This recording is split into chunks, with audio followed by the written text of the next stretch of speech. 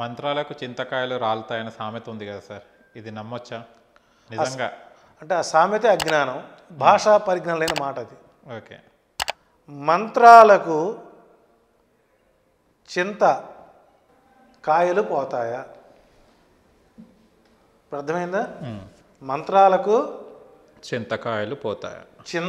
చింత పోతా. ఓకే. కాయము అంటే శరీరం. సరే. మన శరీరంలో ఉండేటువంటి అనేక రకాలైనటువంటి మానసిక ప్రవృత్తి మంత్రాలు వలన పోతుందంటే మరి ధ్యానం చేసేవాళ్ళని ఏమనుకోవాలి, యోగం చేసేవాళ్ళని ఏమనుకోవాలి, దైవ నామస్మరణ చేసేవాళ్ళని ఏమనుకోవాలి? పనిచేస్తుంది కదా. అంటే ఇక్కడ సామెతలు, ఈ ప్రోవెర్బ్స్ కూడా ఆ పలికే విధానం, సింగినాదం జీలకర్ర అంటాడు, బొంగునాదం ఫ్లూట్ కర్ర అంటాడు. తప్పది. శృంగనాదం, శృంగము అంటే కొమ్ము, శృంగనాదం జీలకర్ర. మనకు పూర్వంలో పల్లెటూరులో మన సినిమాకు బళ్ళు వచ్చేవి సైకిల్ మీద, జయమాలిని, జ్యోతిలక్ష్మి, రావు గోపాలరావు, ఎన్టీ రామారావు, శ్రీదేవి నటించిన అద్భుత ఈస్ట్మన్ కథా కలర్ చిత్రం గజ దొంగ, వెంకటేశ్వర హాల్లో 3 థియేటర్లు 3 చోట్ల ఆడుతూ చెప్పుకొచ్చేవాడు.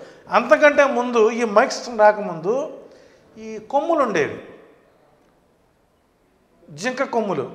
ఆ కొమ్ములతో జీలకర్ర వచ్చిందో అంటుండాలి అన్నమాట సంతలో. మనం ఎగ్జిబిషన్స్ నాంపల్లిలో అట్లా. ఈ శృంగము అంటే కొమ్ము. ఆ కొమ్ము ద్వారా వచ్చేటువంటి బండి ఎందుకు వచ్చిందంటే, అరే జీలకర్ర బండి వచ్చిందిరా అని గుర్తు కోసం వాళ్ళు వాడేవారు.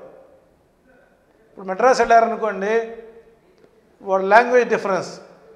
ఎండాకాలం మనోళ్ళు దిగుతారు ప్యాసింజర్ బస్కి, ఆ సోడా 1 అంటాడు అన్నమాట. అంటే రూపాయికి 3 తాగుతారు మనోళ్ళు పోయి. అట్లాగే బొంగునాదం ఫ్లూట్ కర్ర. బొంగునాదం అంటే ఏంటి? వెదురు బొంగు, బ్యాంబూ. అట్లా రామాయణ రంకు, భారతం బొంకు అంటారు. అక్కడ రాసే అక్షరాలను బట్టి అర్థం మారుతుంది. సో కాబట్టి ప్రోవర్బ్స్ ఎప్పుడు కూడాను కొంత డిఫరెంట్. పెద్ద పెద్ద గాయకులే వారు పాడిన శ్లోకాలు తప్పులు పాడారు. శుక్లాం భరధరం విష్ణుం శశివర్ణం చతుర్భుజం ప్రసన్నవదనం ధ్యాయత్ సర్వ విఘ్నోపశాంత. ఎంతో బాగుంటుంది. అక్కడి నుంచి అగజానన పద్మార్కం గజానన మకర్నిశం అనేక దంతం భక్తానాం అంటారు. గణపతికి ఉన్నది దంతం ఒకటేగా, మరి అనేక దంతం ఎందుకంటారు? అనేక దంతం భక్తానాం. కాబట్టి ఇక్కడ భాషా ప్రయోగం వలన, అదే మా దౌర్భాగ్యం ఏంటంటే జ్యోతిష్యం మొత్తము 4,36,732 శ్లోకాలు మొత్తం సంస్కృతంలో ఉంటే ఈనాటి జ్యోతిష్యులకి ఎంత మేరకు సంస్కృత పరిజ్ఞానం ఉండి ఆ శ్లోకం అర్థమయ్యి దాని డెఫినేషన్ మార్చుకొని ఒక జాతకుడు చూడ ఎంత కష్టం అవుతుందో ఒకసారి ఆలోచించండి.